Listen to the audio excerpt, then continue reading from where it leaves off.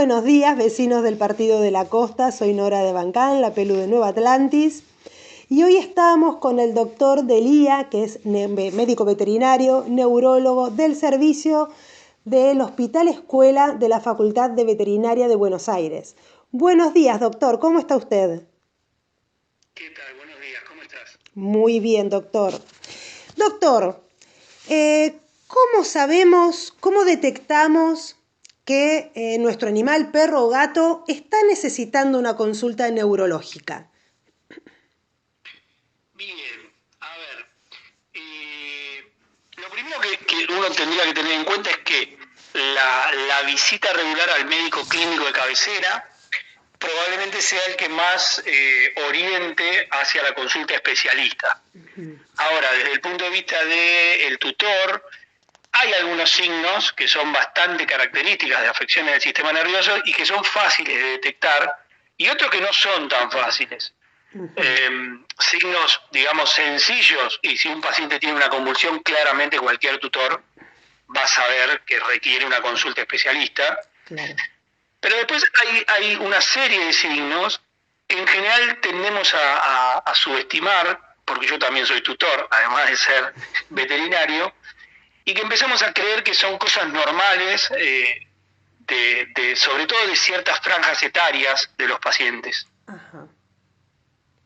Sí. Por ejemplo, En ese caso, por ejemplo, hay una serie de signos y es interesante que si uno va a una consulta veterinaria y el profesional les pregunta respecto de, por ejemplo, alteraciones de los ciclos de sueño y de vigilia, acerca de algunos momentos de desorientación de sus mascotas o algunos cambios bastante sutiles, pero en cuanto a las relaciones sociales con los tutores o con otros animales. Por ejemplo, tengo un perrito que toda la vida fue de ladrarle a cualquier cosa que se movía y de repente le pasan por adelante y no ladra más.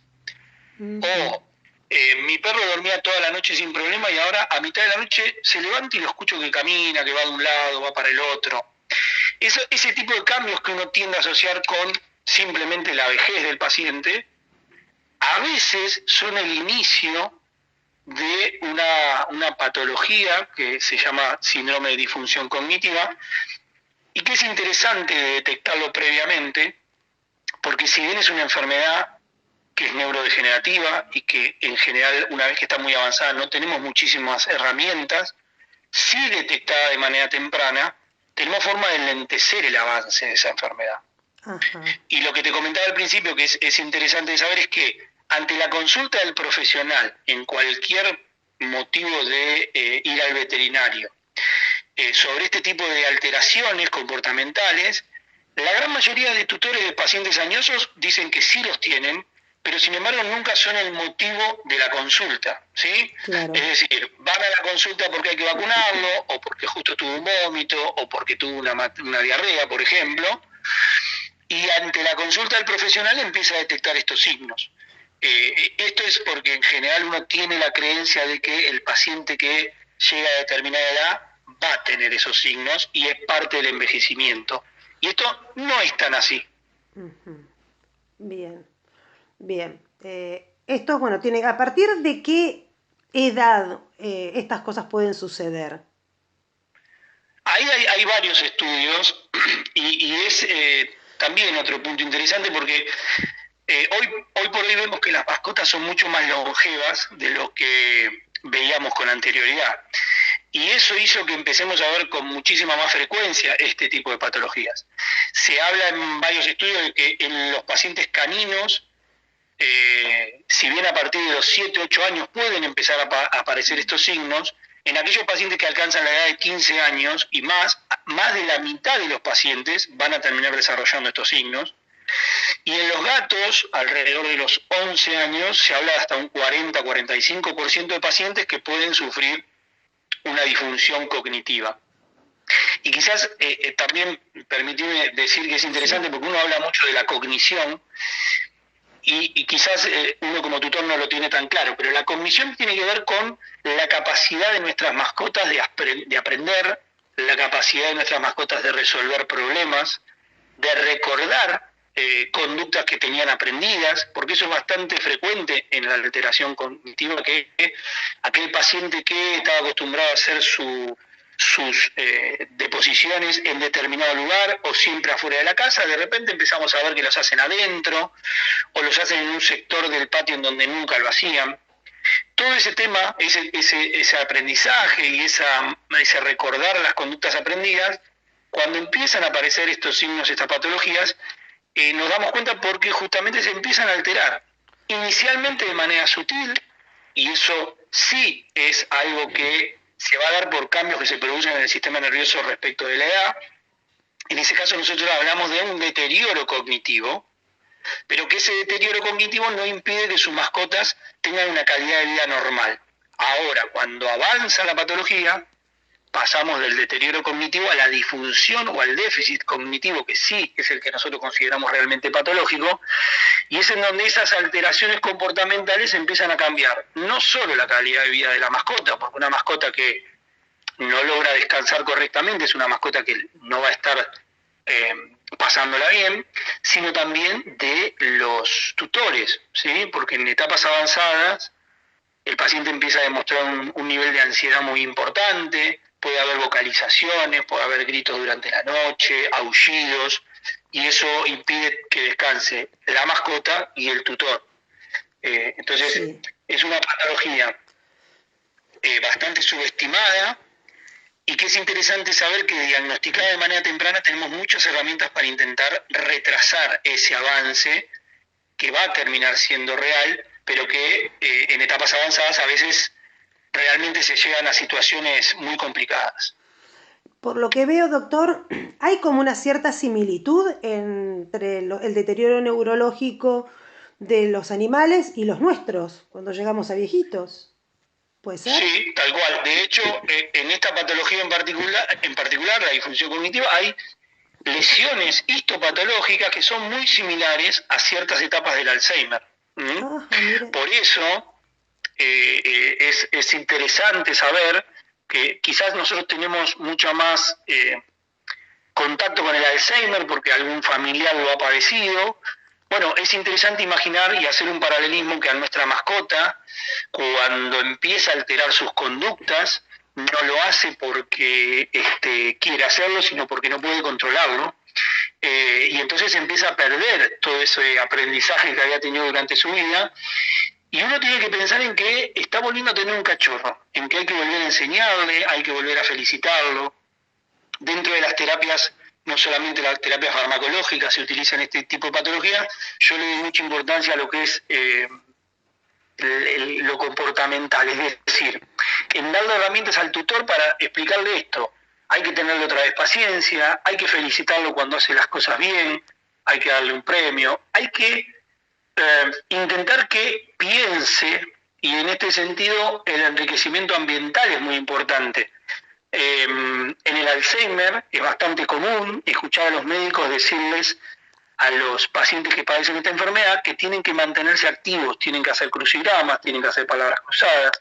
Nuestros pacientes todavía no lo hacen, quizás en algún momento lleguemos a ese punto, pero sí es interesante armar juegos, esconder alimento en la casa para que el paciente tenga que pensar y olfatearlo y rastrearlo, o hay algunos juguetes en donde se puede introducir comida y el paciente tiene que estar luchando un rato largo para intentar obtener ese premio. Bueno, todo ese tipo de actividades hacen que el avance de la patología sea un poco menor.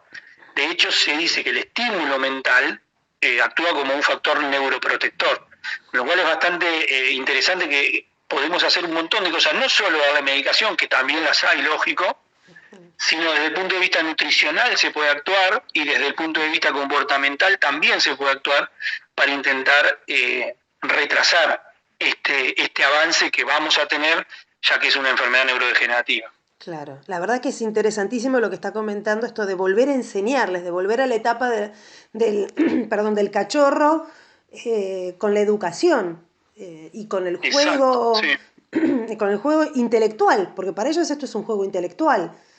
Utilizar el Exactamente, Congo, sí. Es un jueguito intelectual. Claro, bueno, ese tipo de juguetes, inclusive sin tener que invertir demasiado dinero, uno puede agarrar una botellita de agua, perforarla y poner alimento adentro para que el paciente esté un rato intentando sacarlo. Pero bueno, en ese tipo de juguetes como el que vos mencionás, vienen de una goma particular para que no los rompan, para que sean duraderos, y eso puede hacer que el paciente esté un rato pensando en cómo resolver ese problema, justamente actividades que van a retrasar ese avance. De hecho, inclusive en seres humanos con Alzheimer hay numerosos estudios en donde lo que se dice es que aquel paciente que tuvo un desarrollo intelectual durante su vida mayor tiende a manifestar los signos de la enfermedad en edades mucho más avanzadas que aquel paciente que tuvo un desarrollo intelectual menor. Y claramente un paciente que desarrolla una enfermedad de este tipo, en el caso de los humanos, a los 85 años, no es lo mismo en el avance que aquel que lo desarrolla a los 60, que está en plenitud de su vida y probablemente en unos años esté bastante imposibilitado. Claro. Es muy interesante y hay un montón de cosas para explotar en este tipo de patologías, que ya te digo que es bastante dependiente del tutor, porque si el tutor está atento y detecta estos cambios cuando recién inician, uno puede empezar a hacer manejos nutricionales, manejos comportamentales sin necesidad inclusive de incorporar todavía medicación y ya con eso solo lograr mejorías en el estado de nuestro paciente y en el futuro de nuestro paciente. Claro, claro, sí, sí, sí, sí. La verdad que hasta me provoca ternura tener que volver a enseñarles como cuando eran chiquitos. Sí. Es que es así, es tal cual. Hay que tener paciencia, saber que estamos con un abuelito, claro, y que ese paciente geronte de edad tan avanzada, trasladémoslo directamente a nuestros abuelos, claro. Y veamos cómo nuestros abuelos vuelven a tener, se tornan en muchas actividades como chicos, claro. y hay que volver a tenerles paciencia, a veces se olvidan cosas y hay que recordárselas. Con las mascotas es lo mismo, exactamente igual, hay que tenerles paciencia, hay que intentar que interactúen con otros animales, que sigan teniendo una vida activa con las limitaciones de la edad, lógico, claro. No voy a hacerlo correr, claro. Pero sí llevarlo a una plaza, no que porque el paciente es añoso y entonces por ahí está un poco más remolón, bueno, que se quede todo el día en nuestra casa, no, hay que intentar paseos cortitos, pero que vea otros animales, que vea otra gente. Otros olores. Eso lo va a mantener activo, exacto, eso lo va a mantener mucho más activo. Y va a ser realmente la diferencia entre un paciente que viva su vejez con plenitud y aquel paciente en el cual haya situaciones en donde se tornen complicadas para la vida de los tutores. ¿Sí? Yo vivo en el consultorio teniendo personas muy angustiadas porque no pueden descansar, porque no pueden rendir en sus trabajos, porque la mascota está con una disfunción cognitiva muy avanzada, y eso hace que realmente la convivencia sea intolerable y a veces se llega a la toma de decisiones que uno como profesional dice, pucha, si esto se hubiera diagnosticado más temprano, quizás yo hubiera tenido chance de darle una mucho mejor calidad de vida en su vejez. Y a veces son signos sutiles, porque era como cuando empezamos la charla, que un paciente tenga una convulsión, cualquiera se va a dar cuenta. Ahora que un paciente un día empiece a descansar un poco menos, y quizás se pasa mucho más por alto. Y bueno, hay que estar atentos. Son toda esa serie de signos relacionadas con desorientaciones, con alteraciones en las interacciones sociales, con alteraciones en los comportamientos de ansiedad, en las deposiciones diarias, en el ciclo sueño-vigilia. Todos esos son los pilares que a nosotros nos permiten diagnosticar esta patología, que claramente es una patología que se diagnostica no solo por ver al paciente, sino fundamentalmente por hacer consultas con los tutores, ¿sí? Porque claro. Son más cambios que nos van a poder decir los tutores que lo que podemos detectar quizás en un consultorio. Bien. Doctor, le hago una última pregunta. ¿Cómo detectamos, cómo diferenciamos una convulsión de una ACV? A ver, en realidad la ACV es una patología vascular que en el caso de veterinaria, y en mi experiencia personal, está bastante sobrediagnosticado. Es decir, todo aquello que presenta a un paciente de forma súbita, aguda y sobre todo con signos neurológicos, se tiende a decir que es una ACV. Realmente no son tan frecuentes.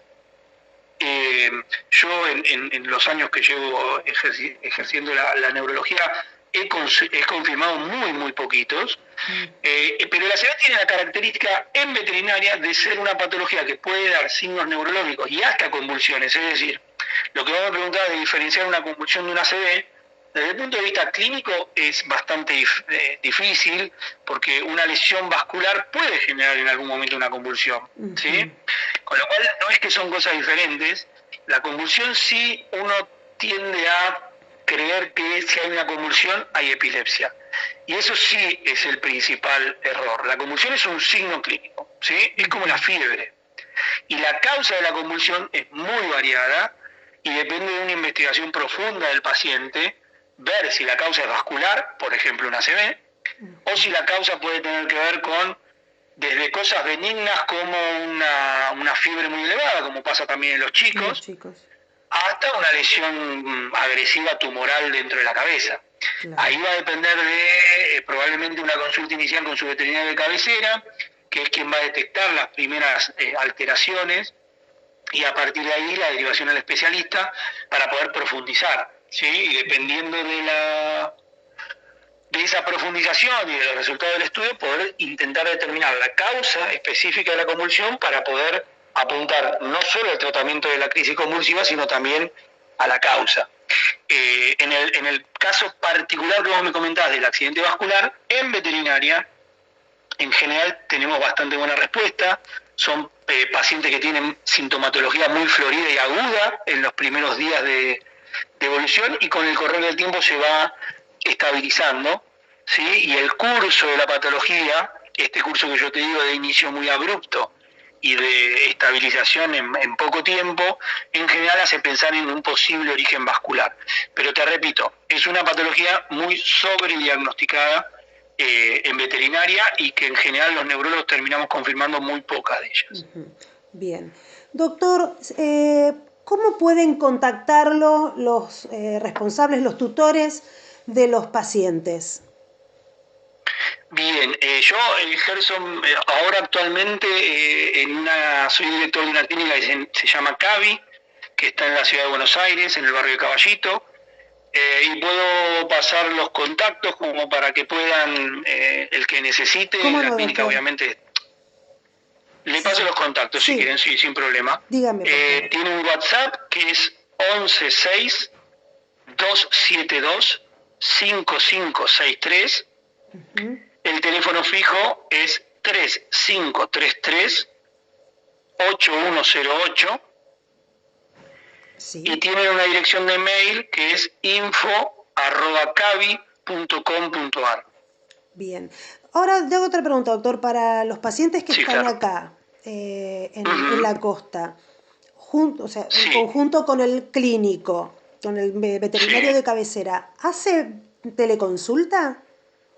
Sí, en el caso de, si bien no es una práctica habitual, que me guste tanto porque yo quiero revisar a mis pacientes, si es en conjunto, me ha pasado muchas veces que me hacen consultas de otras provincias, y siempre trabajando en conjunto con el veterinario de cabecera, que va a ser quien sea el responsable de recolectarme los datos que yo necesite, sí, claramente podemos hacerlo. Ah, fantástico. O sea, estando presente el paciente y el veterinario de cabecera, para poder... Sí, o solamente el paciente, pero sí con el trabajo conjunto del veterinario de cabecera, porque claro, va a ser quien me pueda...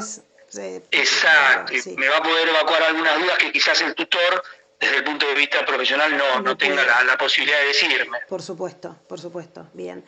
Doctor, le agradezco muchísimo este tiempo. La verdad que, ya le digo, hasta me ha provocado ternura el tener que volver a la etapa inicial. Nos ha dado muchísima información de cómo...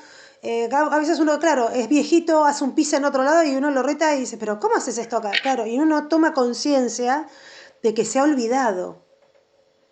Exacto, que, sí, es importante. Le agradezco muchísimo, doctor, por esta entrevista, y bueno, espero poder seguir entrevistándolo más adelante. Sí, como no hay ningún problema, al contrario. Ha sido un placer. Vecinos, lo que les digo siempre, vacunemos, chapemos, pongamos chapita, desparasitemos, castremos y tengamos en cuenta que la salud y la higiene de nuestro animal repercute en la salud de la casa. Así que vecinos, seguimos aquí en Somos Nueva Atlantis. Muchísimas gracias. Hasta luego, doctor. Muchísimas gracias nuevamente. Hasta luego, muchas gracias.